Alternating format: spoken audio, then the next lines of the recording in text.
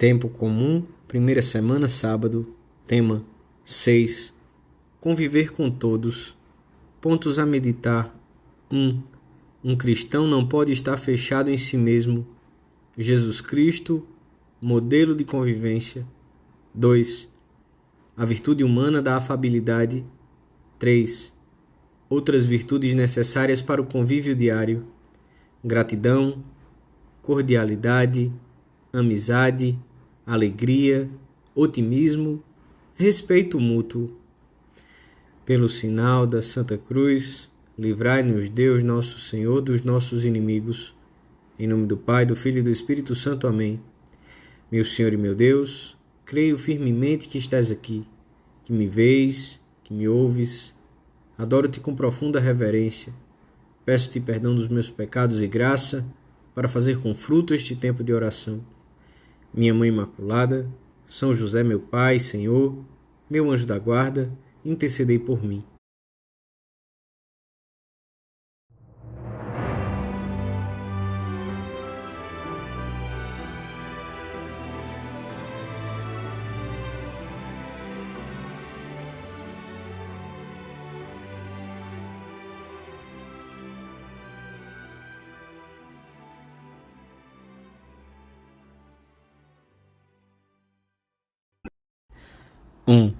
Depois de aceitar a chamada do Senhor, Mateus deu um banquete a que assistiram Jesus, os seus discípulos e muitos outros.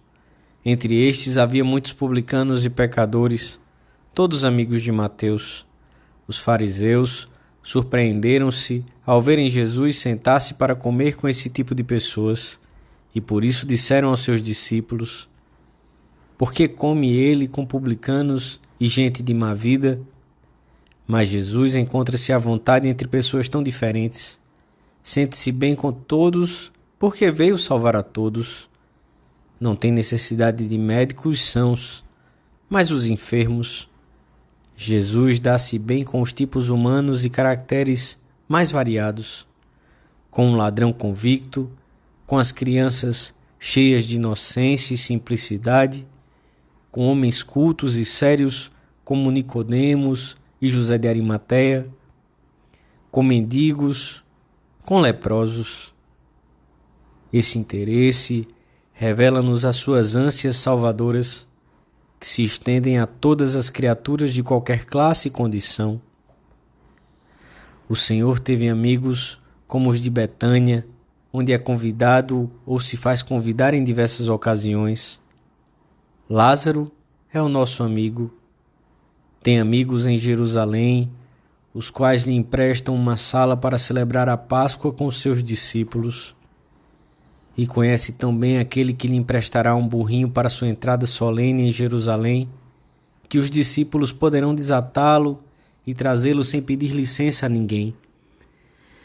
Jesus revelou também um grande apreço pela família, que é o lugar por autonomásia, onde se devem praticar as virtudes da convivência e onde se dá o primeiro e o principal relacionamento social.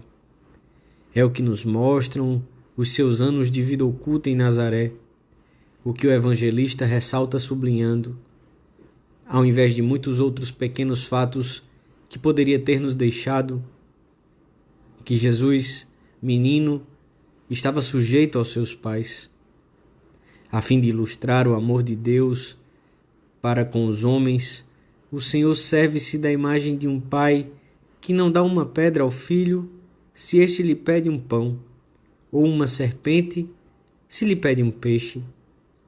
Ressuscita o filho da viúva de Naim, porque se compadece da sua solidão e da sua pena, pois era o único filho daquela mulher. E ele próprio, no meio dos sofrimentos da cruz, cuida da sua mãe, confiando-a a João. Jesus é um exemplo vivo para nós, porque devemos aprender a conviver com todos, independentemente dos seus defeitos, ideias e modos de ser. Devemos aprender dele a ser pessoas abertas, com capacidade de cultivar muitas amizades, dispostos a compreender e a desculpar. Um cristão, se segue de verdade os passos de Cristo, não pode estar fechado em si mesmo, despreocupado e indiferente ao que acontece à sua volta.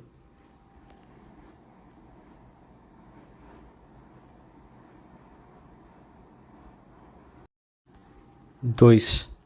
Boa parte da nossa vida está composta de pequenos encontros com pessoas que vemos no elevador, na fila do ônibus, na sala de espera do médico, no meio do trânsito da cidade grande ou na única farmácia da cidadezinha onde vivemos. E ainda que sejam momentos esporádicos e fugazes, são muitos por dia e incontáveis ao longo de uma vida. Para um cristão, são importantes porque são ocasiões que Deus lhe dá para rezar por essas pessoas e mostrar-lhes o seu apreço, tal como deve suceder entre os que são filhos de um mesmo Pai. Fazemos isto normalmente através desses pormenores de educação e de cortesia que temos habitualmente com qualquer pessoa e que se transformam facilmente em veículos da virtude sobrenatural da caridade. São pessoas muito diferentes, mas todas esperam alguma coisa do cristão. Aquilo que Cristo teria feito se estivesse no nosso lugar. Também nos relacionamos com pessoas dos mais diversos modos de ser e de comportar-se, na própria família, no trabalho, entre os vizinhos. São pessoas com temperamentos e caracteres muito diferentes dos nossos. É preciso que saibamos conviver harmonicamente com todos. São Tomás indica a importância de uma virtude particular que regula as relações dos homens com seus semelhantes, tanto nas obras como nas palavras, e que reúne em si muitas outras. É a afabilidade que nos inclina a tornar a vida mais grata àqueles que vemos todos os dias. É uma virtude que deve formar como que a trama da convivência. Talvez não seja uma virtude chamativa, mas, quando não está presente, nota-se muito a sua falta, pois torna tensas e ásperas as relações entre os homens e leva frequentemente a faltar a caridade.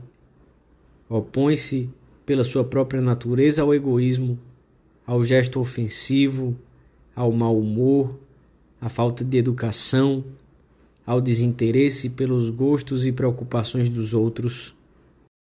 Destas virtudes, escrevia São Francisco de Sales, deve-se ter uma grande provisão e bem à mão, porque devem ser usadas quase continuamente.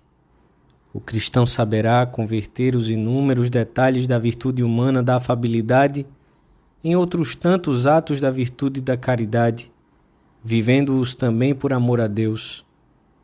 A caridade torna a afabilidade mais forte, mais rica em conteúdo e de horizontes muito mais elevados.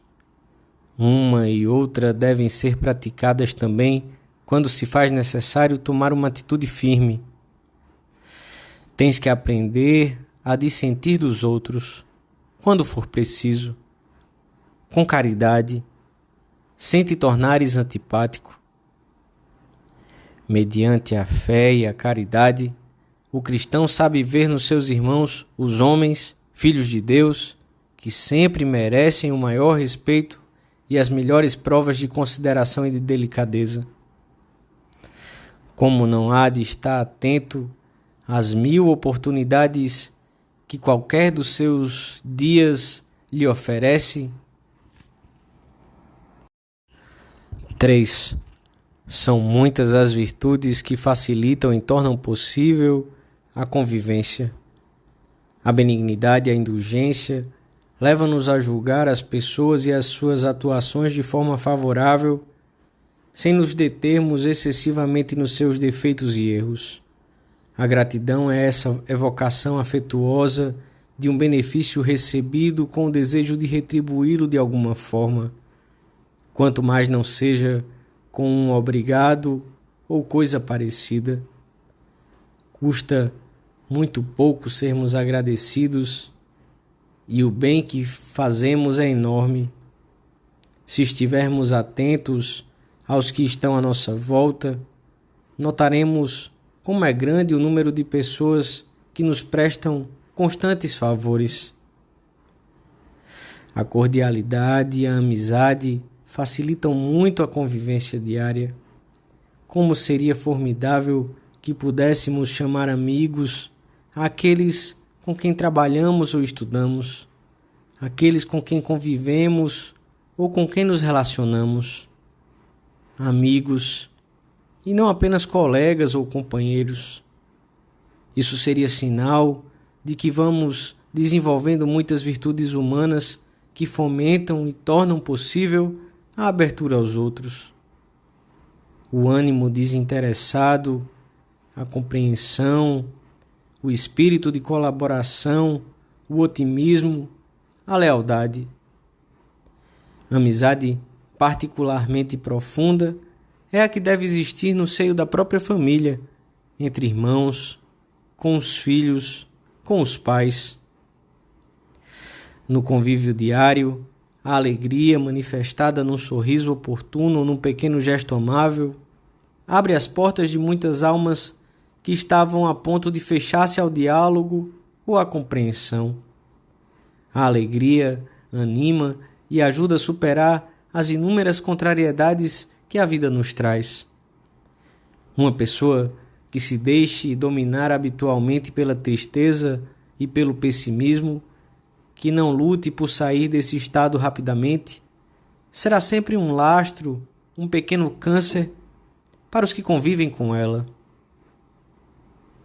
É virtude da convivência, o respeito mútuo, que nos leva a olhar os outros como imagens irrepetíveis de Deus.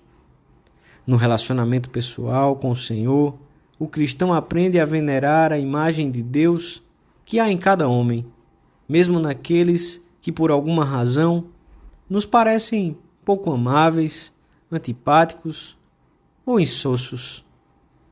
O respeito é condição para contribuir para a melhora dos outros, porque, quando se esmagam os outros, o conselho, a correção ou a advertência tornam-se ineficazes.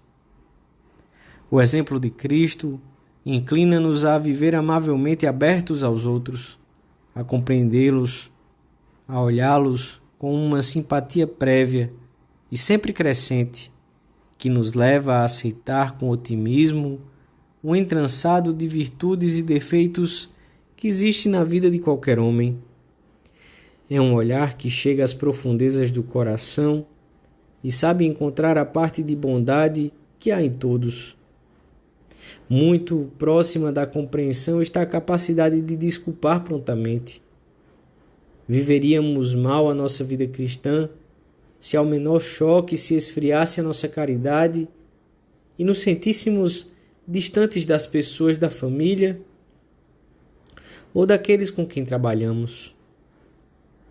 Hoje, sábado, podemos concluir nossa oração formulando o propósito de ver com esmero, em honra de Santa Maria, os detalhes de caridade fina com o próximo.